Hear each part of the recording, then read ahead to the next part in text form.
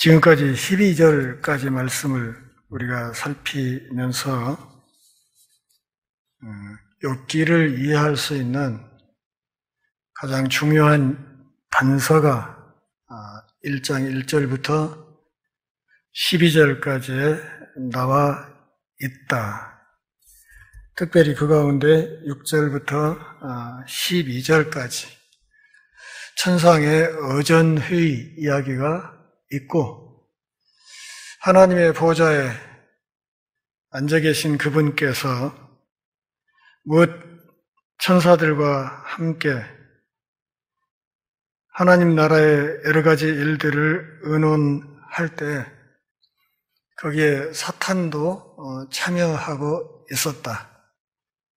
그리고 하나님과 그 사탄과의 대화가 있었고, 그 대화의 중심에 욥이라는 사람이 있었다.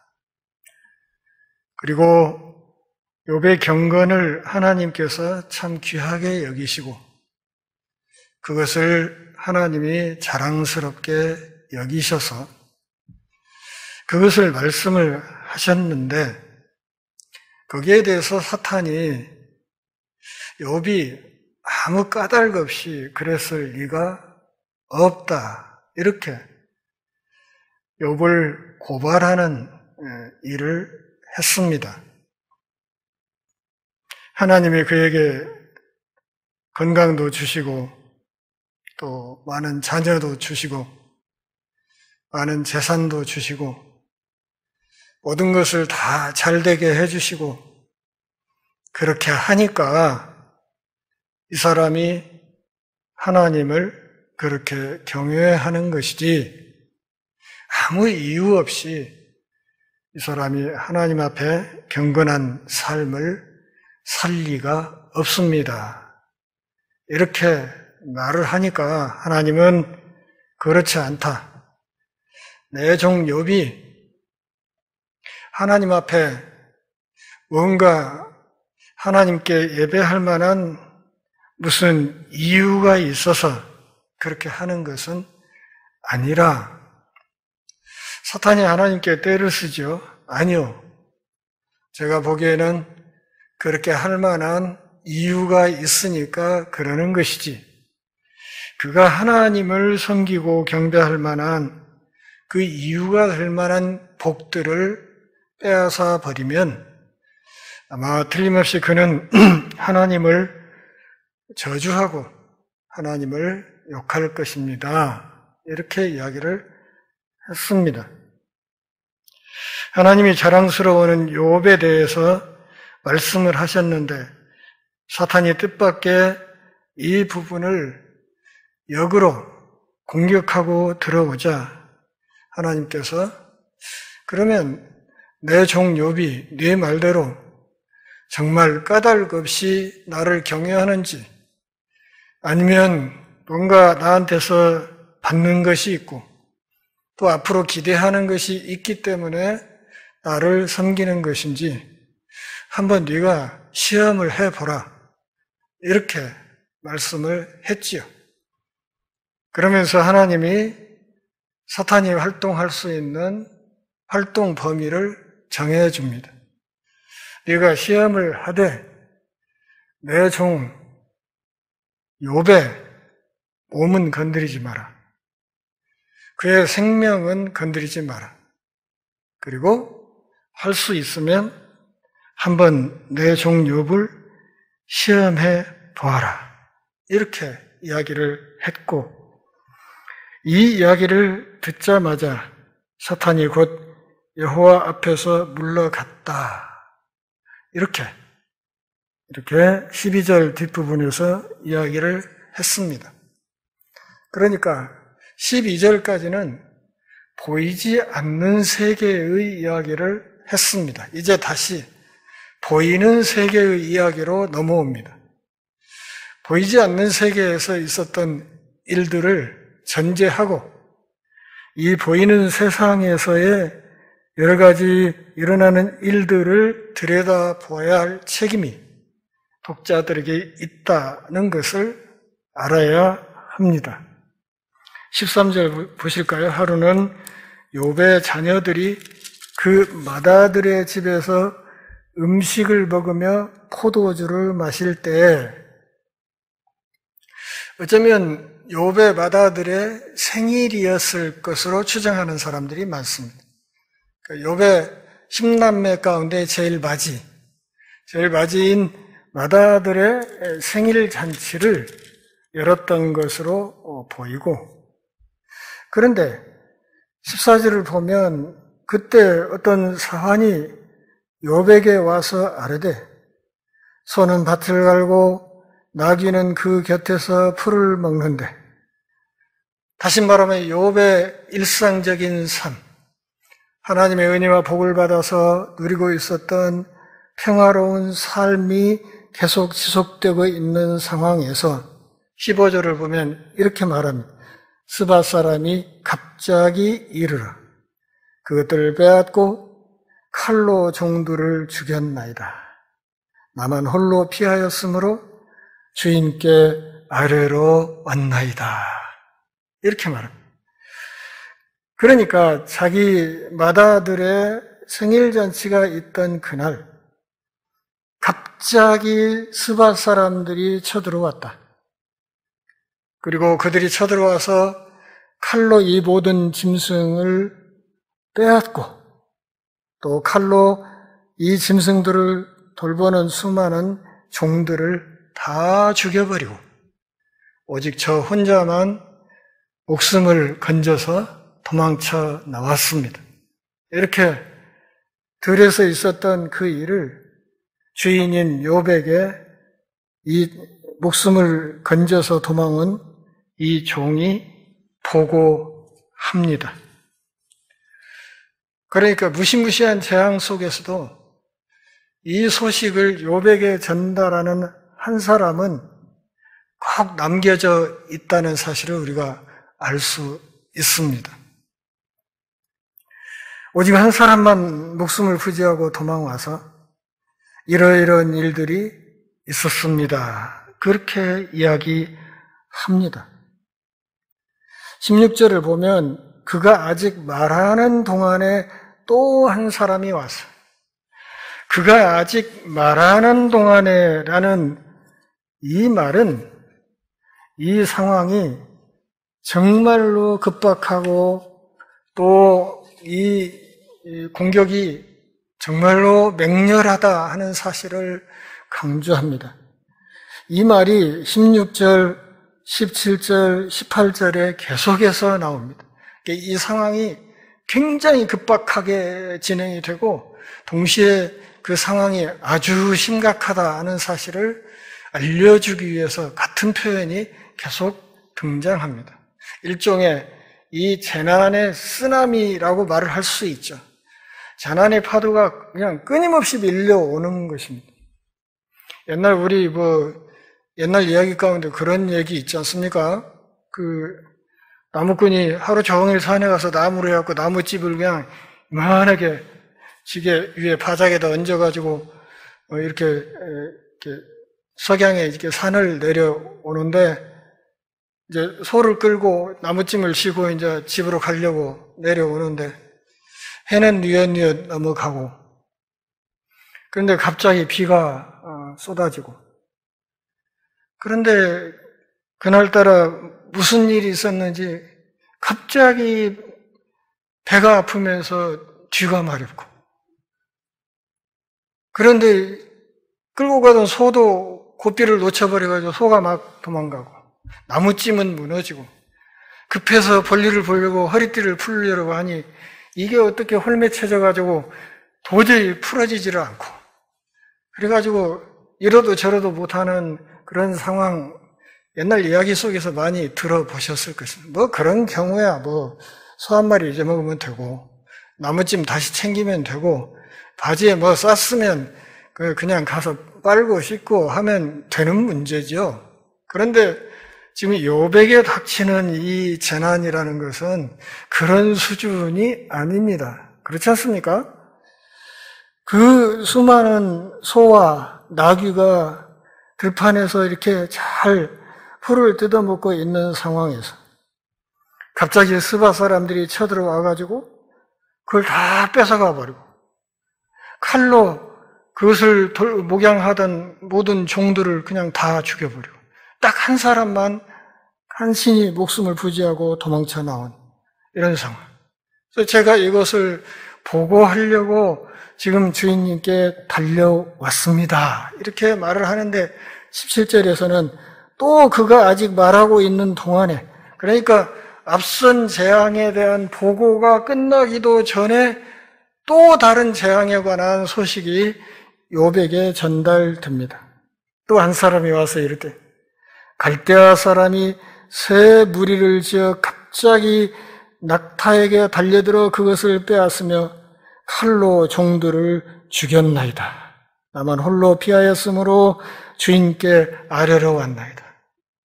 저 앞에서는 스바 사람이 와서 한번 훌탁하고 이번에는 갈대아 사람들이 또 쳐들어와서 이 모든 낙타들을 빼앗아 가고 그리고 그것을 돌보던 종들을 다 죽이고 나만 혼자 목숨을 건져서 도망 나왔습니다. 이렇게 보고를 하고 있어요. 그런데 18절을 보면 이 보고가 미처 끝나기도 전에 그가 아직 말하고 있는 동안에 또 한 사람이 와서 아뢰되 주인의 자녀들이 그들의 맏아들의 집에서 음식을 먹으며 포도주를 마시는데 당신 장남의 집에서 잔치를 하고 있는데 거친 들에서 큰 바람이 와서 집 내 모퉁이를 치매 그 청년들 위에 무너짐으로 그들이 죽었나이다. 나만 홀로 피하였으므로 주인께 아뢰러 왔나이다. 이해가 잘 안 되시죠? 저도 이해가 잘 안 됩니다. 어떻게 한 사람에게 이런 재앙이 그것도 순식간에 그냥 한꺼번에 이렇게 몰아쳐 올 수 있는가? 이해가 잘 안 됩니다. 그런데 오늘 본문에서 우리가 좀 깊이 생각해야 될 것은 보이지 않는 세계에서 있었던 이야기. 사탄이 나왔죠. 하나님의 허락을 받고 내 종 욥을 네가 한번 시험해 보는데 그의 몸은 건드리지 말라 하는 명을 받고 사탄이 하나님의 하늘 보좌 앞에 있는 하나님의 어전에서 물러 나왔죠. 어디로 나왔습니까? 사탄이 물러 나왔으면 어디로 갔겠습니까? 욥이 있는 곳으로 갔겠죠. 욥을 시험해야 하기 때문에 욥이 있는 곳으로 갔을 것입니다. 그러니까 욥의 삶의 모든 지경을 사탄이 치기 시작한 것입니다. 그런데 잘 보시면 15절의 스바 사람이죠. 사람들을 통한 공격이 있습니다. 그런데 16절을 보면 하늘에서 불이 내렸다 그랬어요. 불이 내렸다. 대개 하늘에서 내리는 불은 화산이 폭발하는 장면이 아니라면 이것은 보통 번개를 가리킵니다. 하늘에서 벼락을 때렸어요. 하늘에서 갑자기 벼락을 때려가지고 양과 종들을 확 불살라버렸대. 그 양을 치고 있던 목동들을 그냥 깨끗이 불살라버렸대. 벼락이 어떻게 때렸으면 이 많은 양과 종들이 한꺼번에 죽어버렸을까요? 우리는 이해하기 힘든 대목입니다. 그렇죠? 온 세상에 무슨 벼락이 그렇게 때려가지고 이 수많은 양무리와 수많은 목동들을 그냥 한꺼번에 그냥 다 그렇게 죽여버리는 수가 어떻게 그럴 수가 있어? 이렇게 생각하게 됩니다. 그런데 17절을 보면 다시 갈대아 사람이 등장합니다. 갈대아 사람들. 그리고 19절을 보면 큰 바람이 불었어. 큰 바람. 그러니까 이 욥의 자식들이 있는 한 곳을 집중적으로 타격하는 큰 바람이 불었기 때문에 이것은 어쩌면 아주 무시무시한 회오리 바람이었을 가능성이 있습니다. 이것이 와서 그 자녀들이 잔치하는 집을 치면서 그 바람에 욥의 자녀들이 한꺼번에 다 죽어버렸다. 이렇게 된 겁니다. 이해하시겠어요? 욥의 장남의 생일잔치 날이 욥의 10남매의 제삿날이 됐다.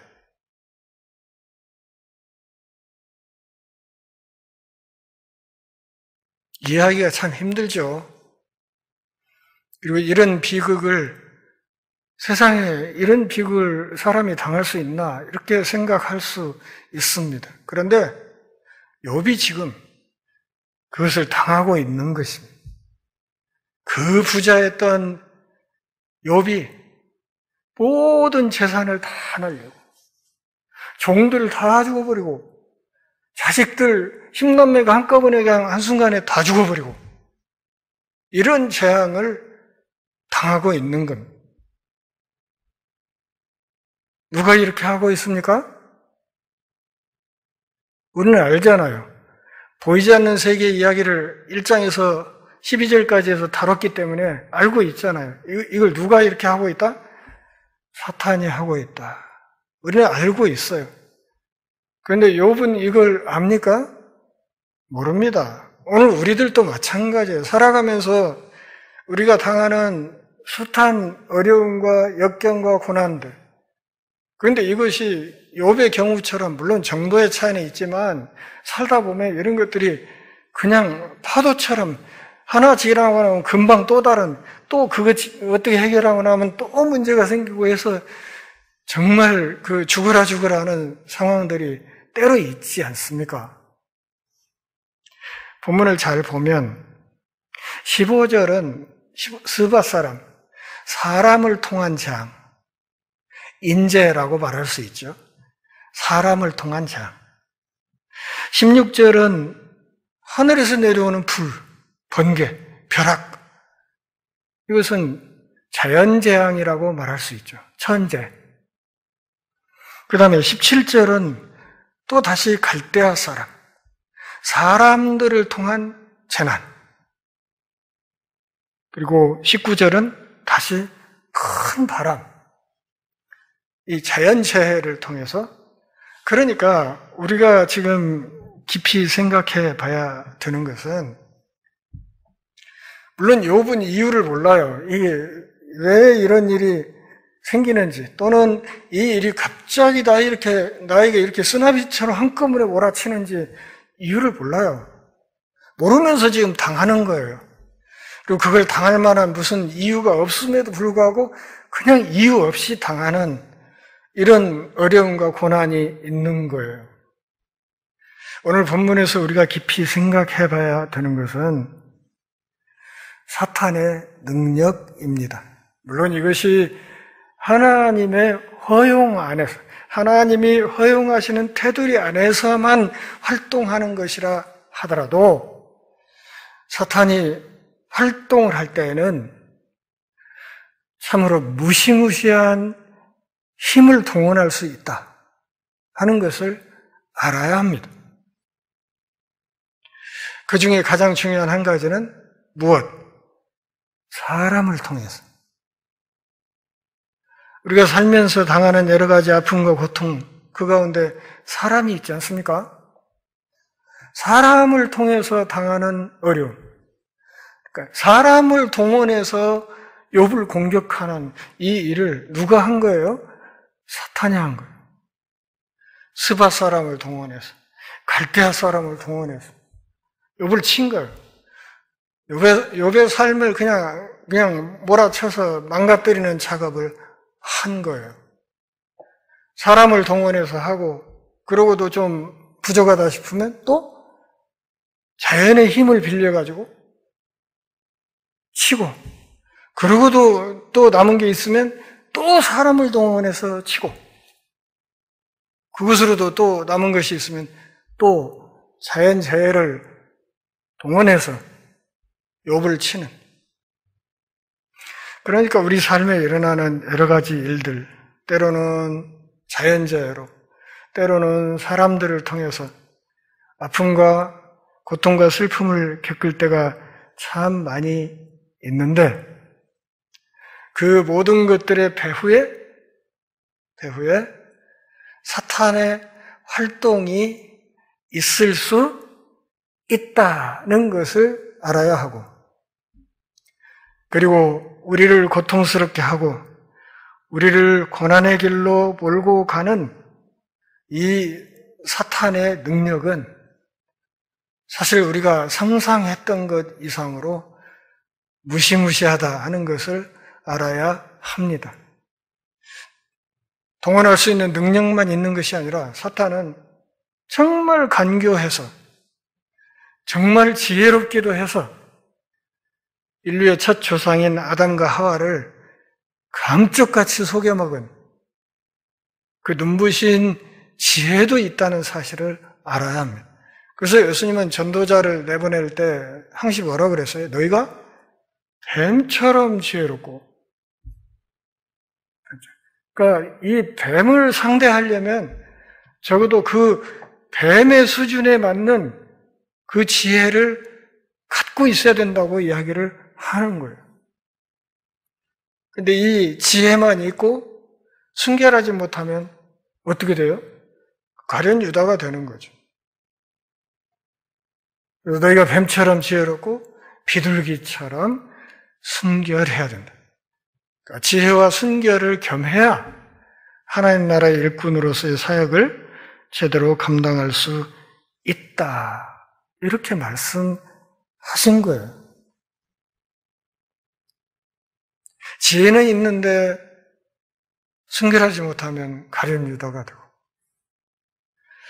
순결하긴 한데 지혜롭지 못하면 날마다 그냥 봉잡혀서 그냥 엉뚱한 그 수고만 하고 다닐 가능성이 대단히 많습니다. 이것을 항시 겸해야 된다, 그런 말이죠. 기가 막히지 않습니까? 10남매 가운데 하나가 죽어도 참 이 기가 막힐 노릇인데 그 10남매가 한꺼번에 다 죽습니다.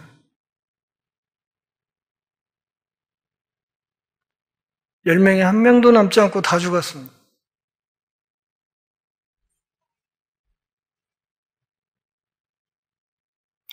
이런 고통과 아픔을 당하는 사람들이 세상에 어디 있겠습니까? 많은 성경은 욥이 그런 아픔을 당했다, 그렇게 말.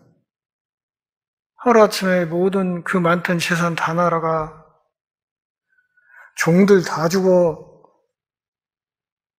그것만 해도 참 앞이 캄캄할 상황인데 결국 들어오는 소식을 보니 갑자기 무시무시한 회오리바람이 집을 때려서 기둥이 무너지고 하면서 그 아래서 잔치하던 당신의 10남매가 다 죽었습니다. 이거 뭐 제가 어떻게 설명을 해야 될지 모르겠어요. 이런 아픈 상황, 이렇게 참 고통스러운 상황을 너무 상상하기가 힘든 것이기 때문에 설명하기가 참 어렵습니다. 그리고 우리가 욥의 마음속으로 들어가기가 정말 어렵습니다. 그 마음이 어떠할지, 그 가슴 속의 슬픔이 어떠할지, 그 깊이를 우리가 도무지 측량할 수가 없습니다. 짐작할 수도 없어요.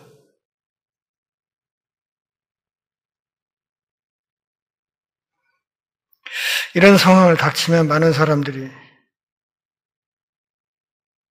고함을 지르거나 무엇인가를 향해서 분노하거나 또 누군가를 저주하거나 불평하거나 흐느껴 울거나 아니면 울부짖거나 그렇게 할 겁니다. 그리고 그렇게 한다고 해서 누가 그 사람을 에이, 그러면 안 되지. 또는 뭐 지금 그렇게 행동하면 안 되는 거죠. 이렇게 말할 사람은 없습니다. 그렇게 해도 다 이해합니다. 슬픔을 당했으니까. 엄청난 손해를 당했으니까. 그 사람은 그래도 그럴 수밖에 없다. 이렇게 생각할 수 있을 것입니다. 그런데 오늘 본문을 보면 욥의 반응이 우리가 생각했던 것과는 전혀 뜻밖의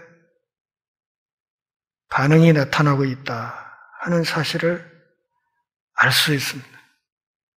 이런 상황에서 욥은 뭘 해요? 오직 하나님께 경배하였다. 그렇게 말. 오직 하나님께 경배하였다.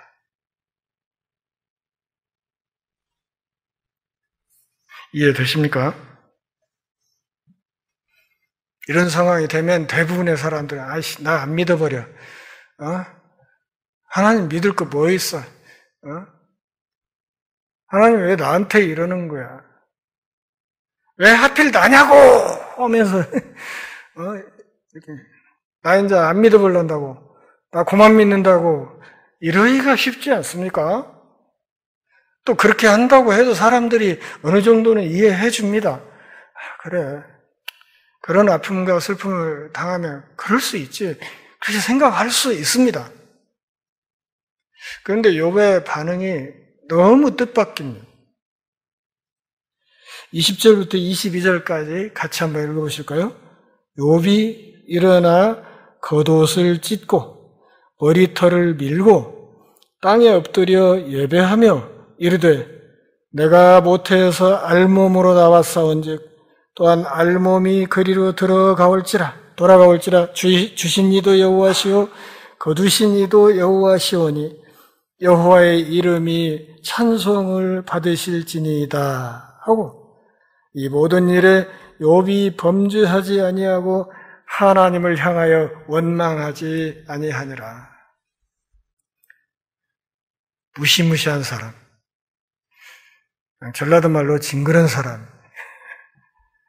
어떻게 이런 고통과 아픔을 겪고도 이렇게 초연할 수 있는 것인지 정말 놀라 자빠질 지경입니다. 본문의 흐름을 잘 들여다보면 스밧 사람이 와서 치고 또 하늘에서 하나님의 불 번개가 내려가지고 또 치고 그 뒤에 갈대아 사람들이 또 와서 치고 연달아서 이렇게 재앙을 당했다는 보고를 받는 동안에 욥은 계속 침묵하고 있다는 사실을 알 수 있습니다. 침묵으로 일관합니다. 맨 마지막에 자기 자식 10남매가 한꺼번에 몰살당했다 하는 이야기를 들을 때까지 계속해서 침묵했습니다. 아주 침착하게 계속해서 침묵했습니다. 여기서 우리가 욥의 인내를 엿볼 수 있습니다. 앞으로의 친구들과의 대화 중에서 이 부분이 계속해서 이야기가 되겠지만 우선은 이 사람의 이 인내가 이 보통이 아니라 하는 것을 알 수 있습니다. 본문에 등장하는 욥의 반응은 정말 숭고합니다. 정말 숭고해요. 신앙이라는 게 이런 거구나. 우리 같은 사람은 감히 범접하기 힘들 정도로 욥의 반응이 무서울 정도입니다. 욥만 그렇습니까? 사도행전 16장을 보면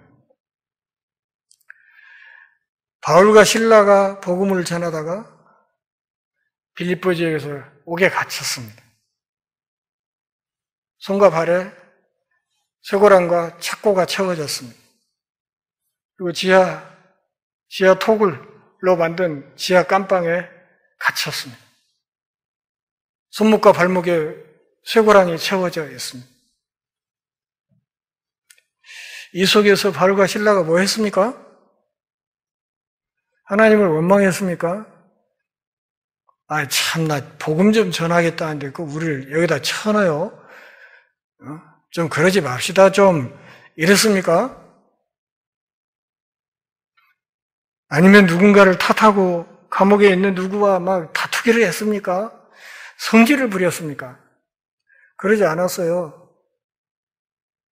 밤 깊은 시간에 이 두 사람은 이 손목에 채인 쇠고랑을 타악기 삼아서 열심히 찬양을 불렀어요. 찬양했어요. 자기들 손과 발에 쇠고랑을 채운 하나님을 찬양했다고. 그러자 갑자기 지진이 일어나면서 이 사람들의 손발을 묶은 쇠고랑이 풀리면서 감옥 문이 열리면서 그런 상황이 전개됐어요. 죄수들이 막 도망치려고 해요. 바울과 실라가 막아섰어요. 여러분, 토끼면 안 돼요. 지금 여러분 여기서 이렇게 도망가면 안 됩니다. 하고 막아섰어요. 잠자던 간수가 와서 보니까 이게 참 기가 막힌 상황이거든요. 죄수들은 도망가려고 하고 어제 잡아놓은 그 죄수 2명이 앞에서 막아서 못 나가게 막고 있고, 언젠가도 말씀드렸듯이 이 로마 시대에 이 빌립보 지역 이런 데 간수들은 대개 로마의 퇴역 군인들이, 우리나라 그 군대 장교로 제대하면 예비군 중대장 하듯이 퇴역 군인들이 깜빵에 간수를 많이 했어요. 이 사람들은 군인 정신이 막 몸에 배어 있는 사람들이에요. 그리고 또 한 가지는 감옥에 있는 죄수 하나가 이렇게 도망가 버리고 나면 그걸 지키던 간수가 그 도망간 죄수의 형벌을 대신 받게 돼 있었어요. 그러니까 도망간 사람 중에는 도망갔다면 뭐 사형수도 있을 것이고 무기징역수도 있을 것이고 그렇지 않겠어요? 그러면 사형수 하나만 도망갔으면 이 간수는 죽은 목숨이지. 그렇지 않습니까? 그런데 바울과 실라가 이걸 딱 막아서서 죄수들 안 도망갔지. 기가 막혔을 거 아니겠어요? 그래서 거기서 깊은 감동을 받고 간수가 그 밤에 바울을 자기 집으로 데리고 갔어요. 두들겨 맞은 상처에 약을 발라주고 뭐 음식도 좀 챙겨줬겠죠. 그리고 온 가족이 모여서 바울을 통해서 복음을 듣게 돼요. 온 가족이 세례를 받고 그렇게 해서 빌립보 교회가 출발을 한 거예요.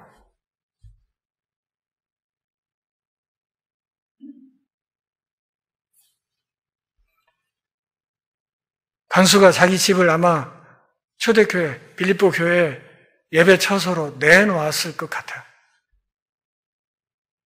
그렇게 해서 생긴 교회예요. 욥만 이런 식으로 행동을 한 것이 아니고 그리스도의 복음을 통해서 은혜를 받았던 사도들도 그렇게 살았던 삶의 흔적이 있다는 것을 우리가 알고 있어야 합니다. 모든 소망이 다 사라지고 모든 희망과 우리의 노력이 다 물거품이 되어버리는 이 절체절명의 절망적인 상황에서도 바울과 실라는 그 지하 토굴에서 한밤중에 하나님 앞에 찬양을 했다. 이게 보통 믿음은 아니지 않습니까? 복음을 전하다가 기꺼이 감옥의 죄수가 되어서 들어가는 것도 대단한 것인데 들어가 있으면서 그 안에서 상황에 상관없이 하나님을 경배하고 찬양했다는 것이 보통 일은 아니지 않습니까? 그리고 그런 그들의 행위, 그러면서 지진이 나서 땅이 흔들리고 옥문이 열리고 하는 상황에서 기독교인다운 어떤 삶의 자세를 견지하면서 다른 죄수들의 탈출을 막고 하는 이 일로 인해서 간수가 깊은 감동을 받고 그로 인해서 빌립보 교회의 기초가 놓아졌다 하는 사실을 우리가 잘 알고 있지 않습니까?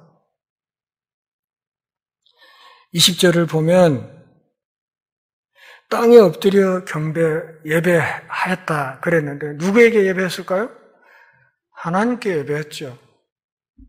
땅에 엎드려서 하나님께 예배했습니다.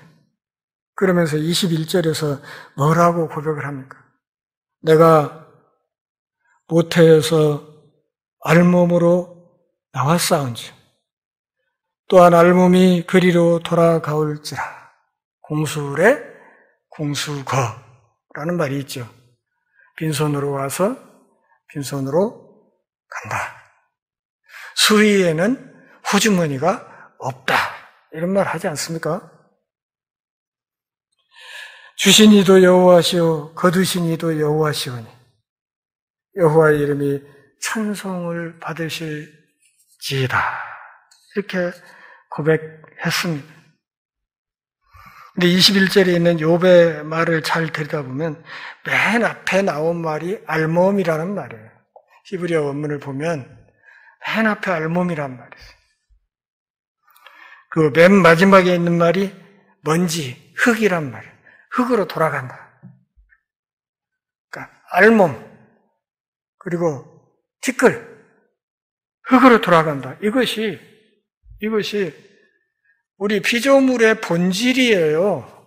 아무리 잘난 사람이라도 무슨 사실을 패스해서 변호사가 되고 판검사가 되고 장관이 되고 박사가 되고 하고 했어도 결국 모든 사람들의 본질이 뭐냐면 알몸이에요. 알몸으로 온 거죠. 알몸으로 와서 살다가 결국은 어디로? 티끌로 돌아가는 거예요. 피조물의 본질을 이렇게 요약을 하는 거예요. 히브리서 기자가. 우리가 알몸으로 와서 결국은 티끌로 돌아간다. 이게 욥의 고백이에요. 그러면 티끌로 돌아간다고 했을 때, 알몸으로 와서 티끌로 돌아간다고 했을 때 결국 빈손으로 왔다가 빈손으로 가는 인생이 그 수많은 짐승떼, 재산, 종들, 10남배나 되는 자식들 결국 가지고 가는 거 아니지 않냐 그런 얘기예요. 그런데 한때 그것을 하나님께서 나에게 주셔서 내가 그것을 한때 누렸고 이제 때가 되어서 주신 그분이 거두어 가셨는데 이게 뭐예요? 하나님의 주권이죠.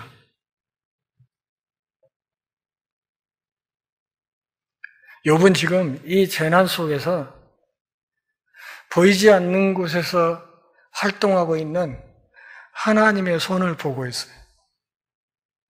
사실은 누구의 손이에요? 사실은 사탄의 손이 활동하고 있는데 그 사탄의 손, 그 뒤쪽에서 움직이고 있는 하나님의 손을 믿음의 눈으로 보고 있는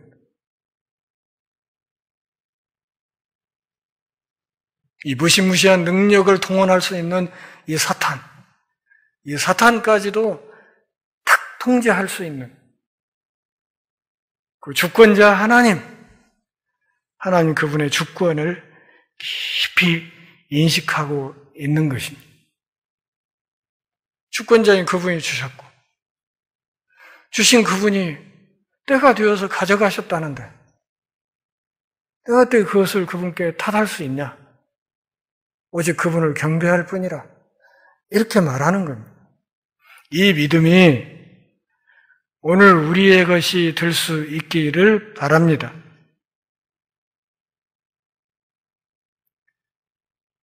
진짜 믿음은 바로 이 역경과 고난의 순간에 빛을 발하는 겁니다. 근데 제가 그동안에 보아온 바에 의하면 많은 사람들이 정말 믿음이 필요한 시기에 믿음을 놓아버립니다. 시험에 떨어졌다고, 뭐가 안 된다고, 사업에 실패했다고, 뭐 어쨌다고, 자식이 뭐 문제가 생겼다고, 뭐 어쨌다고 해서 정말 믿음으로 하나님 앞에 엎드려야 되는 순간에 오히려 믿음의 줄을 놓아버립니다. 하나님은 그런 상황을 통해서 그 사람의 믿음을 더 연단시키고 다듬어 가기를 원하시는데 뜻밖에도 그냥 그것을 놓아버립니다.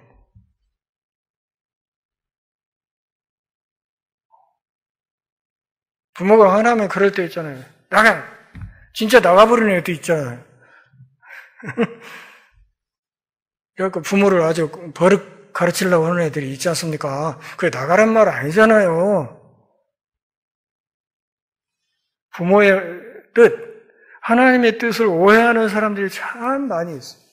특히 고난의 시기에 더 그렇습니다.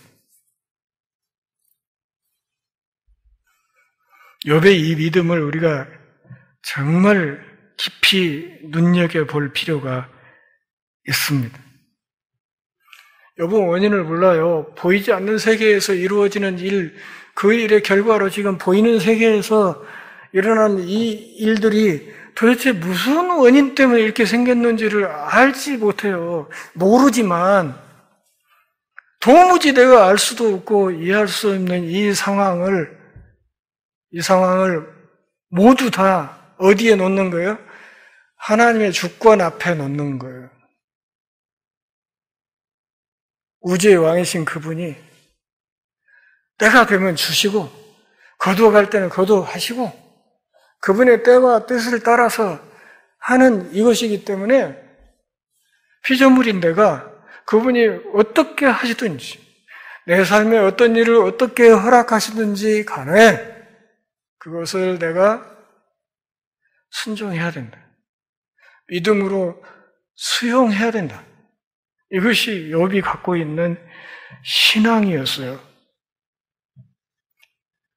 이유를 알아서 그렇게 하는 것이 아니라 모르죠. 모르지만 믿음으로 선하신 주권자 하나님 아버지를 믿는 믿음으로 그것을 달게 받아들이는 거예요. 나는 모르지만 그분이 생각하는 더 깊은 뜻이 있겠지. 지금이 다가 아니라 이 모든 상황을 하나님이 조정해 나가시는 어떤 길이 또 있으시겠지. 이것을 믿는 믿음. 지금 우리가 이렇게 1장을 다루면서 깊이 생각해 보면 욥의 신앙이 아주 좋다고 했지 않습니까? 앞부분에서.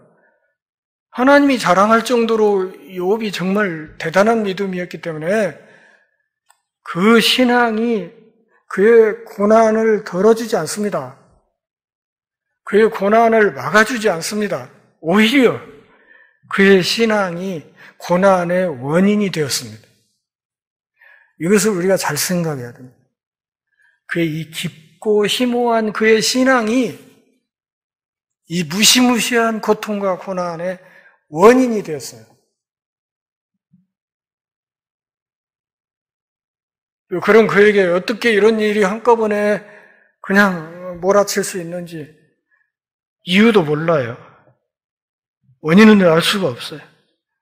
아무리 생각해도 그런 벌을 받을 만한 무슨 짓을 한 기억이 없어요. 그런데 팩트 체크를 하면 우리의 현실은 분명히 그런 일이 일어났어요. 자식들 다 죽어버려서 재산 다 날아갔어. 그것도 하루아침에.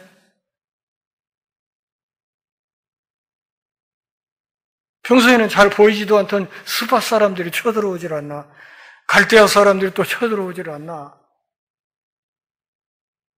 하늘에서 벼락이 내려가지고 양떼가 다 꼬실러져 버리질 않나. 돌풍이 와서 집 기둥을 쳐가지고 잔치하던 자식들 10남매가 한꺼번에 죽어버리지를 않나.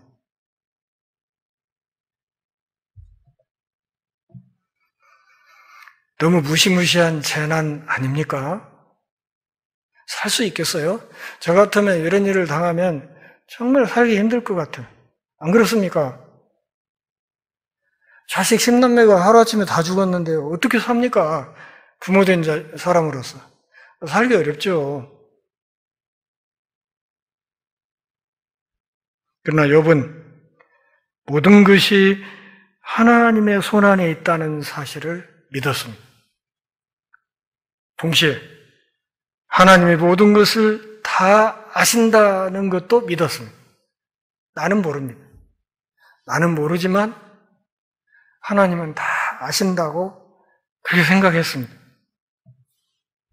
사랑하는 동역자 여러분, 고난의 날에 확고한 신앙이 가장 중요하다 하는 사실을 아셔야 합니다. 고난의 날에는 고난받는 사람의 태도가 가장 중요하다는 것도 알아야 합니다. 무엇이 중요하다고? 그것을 당하는 나의 태도가 정말 중요하다. 어떤 태도로 이것을 받아들일 것인가? 이것이 정말 중요하다. 그 태도는 믿음에서 나옵니다. 절망적인 상황에서 욥은 하나님의 주권 앞에 복종했습니다. 그러면서 하나님을 원망하고 탓하기보다 오히려 그분께 경배했습니다. 하나님의 책임을 묻지는 않습니다. 다만 그분의 주권을 인정할 뿐입니다. 21절 같이 보시죠. 22절 이 모든 일에 욥이 범죄하지 아니하고 하나님을 향하여 원망하지 아니하니라. 자, 이걸 다 빼앗아 버리면, 하나님을 경배할 만한 까닭을 제거해 버리면 욥이 틀림없이 하나님을 욕할 것이다. 사탄이 그렇게 고소했죠. 사탄이 이 첫 시도가 실패했다고 말합니다. 상대적으로 하나님께서 사탄 앞에서 욥을 자랑했던 하나님의 관점이 옳았다는 것을 22절이 증거합니다. 근데 이것으로 끝일까요? 이 한판 이것이 증명되는 것으로 이 모든 것이 끝났을까요?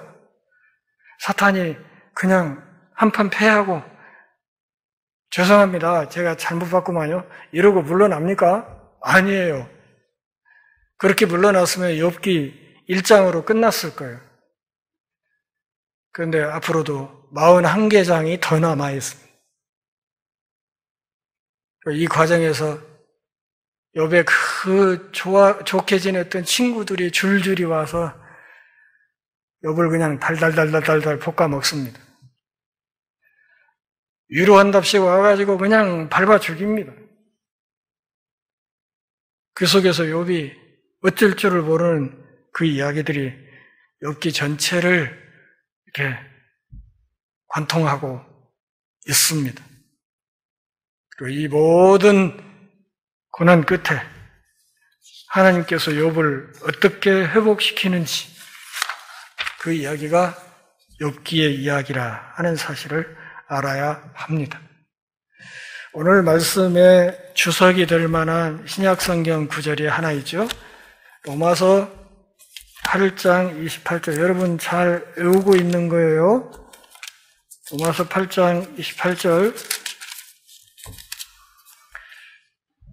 같이 읽을까요? 우리가 알거니와 하나님을 사랑하는 자 곧 그 뜻대로 부르심을 입은 자들에게는 모든 것이 합력하여 선을 이루느니라. 이것이 오늘 우리가 읽은 욥기 말씀의 신약 주석이라고 말을 할 수 있겠습니다. 이 말씀을 꼭 마음 깊이 잘 암송하고 묵상하시기를 바랍니다. 기도하겠습니다. 하나님 아버지, 오늘 또 우리가 모여 하나님 앞에 경배하며 욥기를 같이 묵상하는 은혜 주셔서 고맙습니다. 삶이 다하는 그날까지 우리가 알 수도 없고 이해할 수도 없고 원인을 추적할 수도 없는 숱한 감당하기 어려운 고난들이 때로는 사람을 통해 때로는 자연재해를 통해서 다가올 때 욥이 지녔던 그 믿음을 우리가 마찬가지로 지니게 하시고 어떤 상황에서도 주권자 하나님을 높이며 하나님께 경배하는 신실한 하늘 백성들 다 되게 하옵소서. 예수님의 이름으로 기도합니다. 아멘.